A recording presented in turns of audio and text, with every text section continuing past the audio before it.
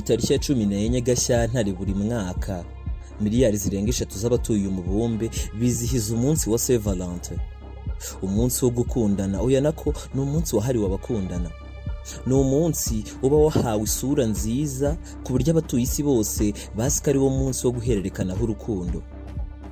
Gusa nanone ntitwakwirengagiza ko hari ahandi hantu ku isi uyu munsi ufatwa nk'umunsi w'umwaku wanakoreho ubwicanyi ndengakamere bwinshi bwananditswe mu mateka y'isi.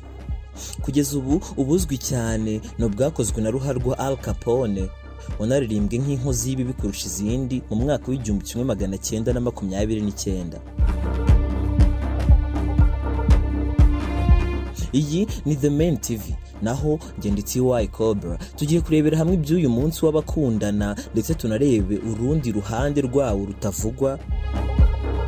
Tureba aho waturutse, uko waje, aho watangiriye, impamvu wizihizwa muri Gashyantare mu kwezi kwa kabiri buri mwaka, n'ibindi byinshi kuri wo. Guhaye ikaze.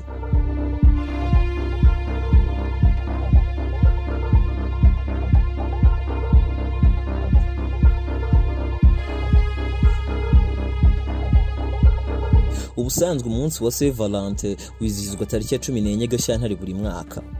Ku isi hose ufatwa nk'umunsi w'abakundana. Uwo munsi ukaba uhurirana n'umunsi Kiliziya Gatolika izirikana ku buzima bwa Mutagatifu Valentine. Ariko kuri uwo munsi wa Saint Valentin cyangwa Valentine's Day hari ibintu byinshi bitandukanye bikunze kuvugwa, ariko siko byose ari byo kandi sinaka abantu bose babyumvikanaho. Ni ukuvuga ngo ibintu byinshi bikunda kuvugwa kuri uyu munsi ntabwo ariko benshi bakunda kubihurizaho nk'ababyemera kimwe. Gusa uwo munsi urahari.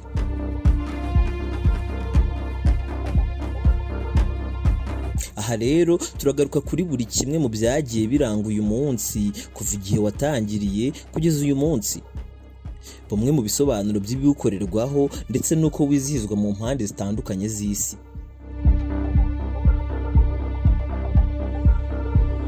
Tariki 14 Gashyantare, umunsi uzwi nka Saint Valentin. Kuri uwo munsi abasore n'inkumi bakundana bizwi nk'amakouple bahana impano zitandukanye ziganjemo impapuro zanditseho imitoma n'indabo z'amaroza atukura, ubusanzwe avuga urukundo rugurumana. Izo mpapuro zanditseho imitoma cyangwa ayo makarte azwi cyane nka carte postale. Aha bivuga ko buri mwaka kuri Saint Valentin gusa hoherezwa amakarita agera kuri miliyari 1.5 ku munsi umwe wa Saint Valentin gusa. Muri yo 83% akaba atangwa n'abasore bayahawe bakunda. Muri Amerika gusa amakarita arenga miliyoni 190 aragurishwa kuri Saint Valentin gusa. Aya akaba arahererekanwa hagati y'abakundana nk'uko bitangazwa n'ishyirahamwe ryo muri Amerika rishinzwe ibyo kohereza ubutumwa bwanditse ku makarte.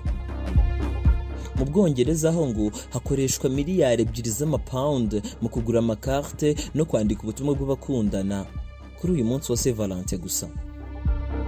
Saint Valentin rero ikabigwa mu ntege umunsi mukuru wa Noheli cyangwa Christmas mu gutangwaho amakarita menshi.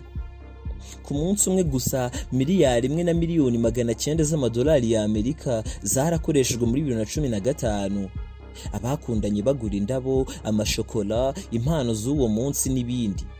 Aya ntabwo ari amafaranga makeya. Muri Leta Zunze Ubumwe za Amerika imibare igaragaza ko Saint Valentin gusa abarenga ibihumbi 10 baterwa inda. Mbese abakobwa bashaka gushimisha abasore bakundana, impano y'uwo munsi ni igitsina. Reka tubanze turebe ubundi uyu munsi wa Saint Valentin wakomotse he, kandi se kuki Saint Valentin yizihizwa muri Gashyantare cyangwa mu kwezi kwa kabiri buri mwaka. Iyo bigeze ku munsi wa Saint Valentin, kumenya inkomoko yayo, amateka tubwira ko kuva kera umunsi hagati mu kwezi kwa Gashyantare wafatwaga nk'ikimenyetso cy'urukundo n'uburumbuke. Kuva mu bihe bya kera bibizwe nka Antiquité.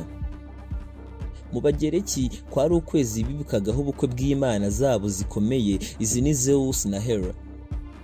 Mu Baromani tariki ya 15 Gashyantare wabaga ari umunsi bizihizagaho Lupercale, aho baturaga ibitambo Lupercus, imana y'uburumbuke.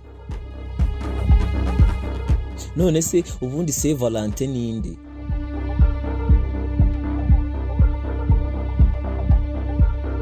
Nk'uko byumvikana Saint Valentin ni umutagatifu cyangwa mutagatifu Valentin, ni ukuvuga ko ari umuntu wahowe Imana. Akenshi ibi bikunda kujyana n'iyobokamana cyane cyane rya Kiliziya Gatolika.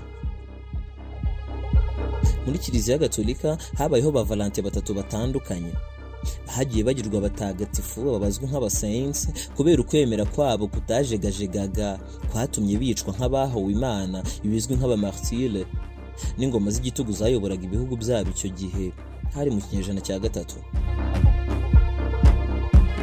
Gusa hari ba Valentin babiri bazwi banavugwa kurusha abandi, n'undi umwe wa gatatu utazwi inkomoko ye, cyane cyane ko adafiteho amakuru menshi. Valentin wa Roma. Valentin wa mbere ni Valentin wa Roma. Valentin wa Roma uyu yari umwigisha w'ivanjiri, yasaga n'uwari umaze kumenyekana cyane mu mwaka wa 200 nyuma ya Yezu Kristo, ndetse amateka amwe avuga ko mbere y'uko yiyegurira Imana yahoze ari umuvuzi. Uyu padiri Valentin yishwe mu kinyejana cya gatatu mu mwaka wa 269 azira ukwemera kwe, ashyingurwa i Roma hafi y'inzira yitwa Via Flaminia, ndetse Papa Velasius yamugize umutagatifu muri 496 hashize imyaka irenga 200 yitabye Imana.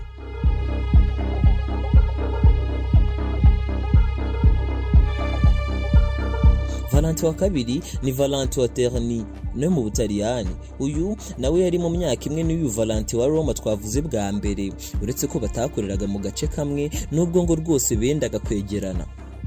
Valentin wa Terni we yishwe atwitswe ku karubanda. Yatwitswe mu bikorwa byo kwiyama abantu bashakaga gukwirakwiza iyobokamana. Ni ibikorwa byakozwe n'ubutegetsi bwa Roma. Uyu Valentin kandi yari umwepiskopi, kandi yaje gushyingurwa aho Valentin wa mbere wa Roma yashyinguwe.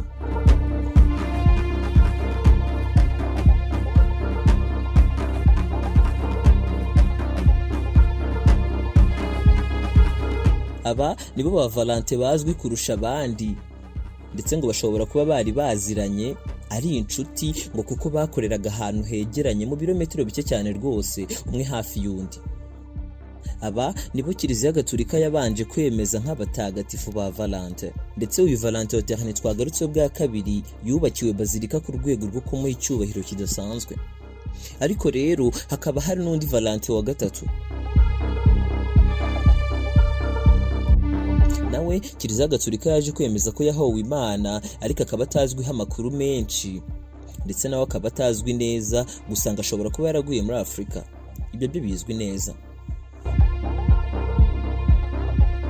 Muri abo Valentin batatu rero uwitirirwa uriya munsi ni Valentin w'i Roma. Bivugwa ko ku ngoma y'umwami w'abami Claudius w'umugome cyangwa Claude le Cruel, Roma yari mu ntambara abaturage batakundaga, maze uyu Claude afata icyemezo ko nta musirikare uzongera gushaka. Hagati aho Valentin we yakomeje gusezeranya rwihishwa bakundanaga, harimo n'abasore b'abasirikare.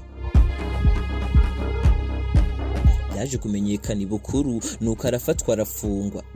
Ku munsi wo kunyongwa we rero hari tariki ya 14 Gashyantare, no kuva tariki 14 z'ukwezi kwa kabiri, yoherereza umukobwa wari ufite se wacungaga iyo gereza agapapuro kanditseho ngo biturutse kuri Valentin wawe.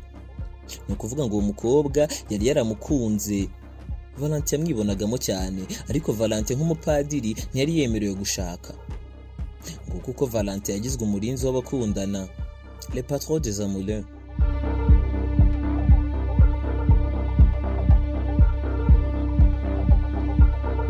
Noneho reka turebere hamwe uko uyu munsi wa Saint Valentin wizihizwa ahantu hatandukanye ku isi, mu bice bitandukanye by'isi. Turebere mu Rwanda uko biba byifashe.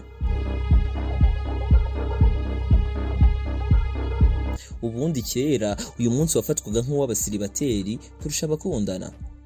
Abasore n'abakobwa bakinaga umukino aho abakobwa bihishaga maze abasore bakajya kubashaka. Iyo umusore yavumburaga umukobwa bagombaga gushyingiranwa mbere y'uko uwo mwaka urangira. Byari bitangaje.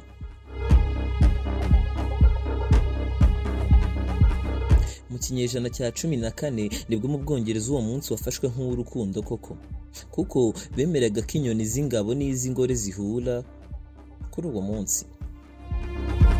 Ku ku munsi wa Saint Valentin bamwe mu bakristo bajya gusura ibisigazwa bya Valentin w'i Roma ahantu hatandukanye mu Burayi aho byagiye bishyingurwa cyangwa bibikwa. Mu Bushinwa na Taiwan kuva mu mwaka w'1980 uyu munsi wa Saint Valentin urizihizwa cyane. Mu Buyapani ho ntibiba bisanzwe. Kuri uwo munsi abagore n'abakobwa bategetswe kuzanira abagabo n'abasore bakorana za shokora zihenze cyane. Gusa nanone mu Buyapani tariki ya 14 Werurwe ni ukuvuga 14 z'ukwezi kwa gatatu abagabo nabo barishyura bagaha abo bashiki babo umwenda, urukweto cyangwa ikindi kintu gifite ibara ry'umweru kandi gihenze inshuro 3 nibura kurenza za shokora bahawe. Iyo tariki ya 14 Werurwe bahita umunsi w'umweru cyangwa White Day. Uretse mu gihugu cyo muri Brazil ho bagira umunsi w'abakundana wihariye uba tariki ya 12 Kamena ukaba witwa Dos Namorados. Muri Colombia ho uba ku wa 6 wa gatatu w'ukwezi kwa 9 ukaba witwa Dia del Amor y Amistad, bivuze umunsi w'urukundo n'ubucuti.